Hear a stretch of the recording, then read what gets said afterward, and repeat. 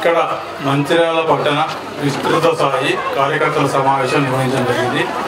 ఈ సమావేశానికి దాదాపు 32 వార్డులలో 29 వార్డుల నుంచి వార్డుకు 50 మంది, 60 మంది, కొన్ని వార్డులకు 90 మంది ఇట్లా ఈ రకంగా రావడం జరిగింది. దాదాపు 30 వార్డులు కలిపి 29 వార్డులు కలిపి దాదాపు 1800 నుంచి 2000 మంది ఈ కార్యక్రమానికి వచ్చి ఈ కార్యక్రమాన్ని విజయవంతం చేసినందుకు వారందరూ కృతజ్ఞతలు తెలియజేస్తున్నా. ఇది ఈరోజు కార్యకర్తల సమావేశం ఏర్పాటు చేసినాం.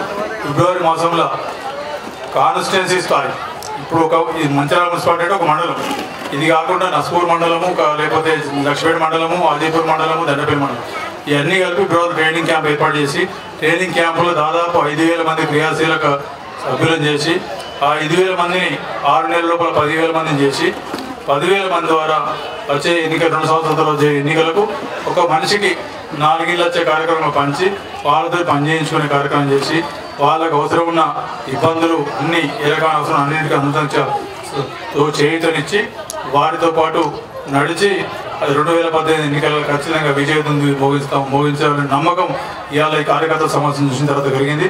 తప్పకుండా దీన్ని తీసుకుంటూ పోయి 2019 ఎన్నికల్లో తీసుకుపోయి విజయం తర్వాత మళ్ళీ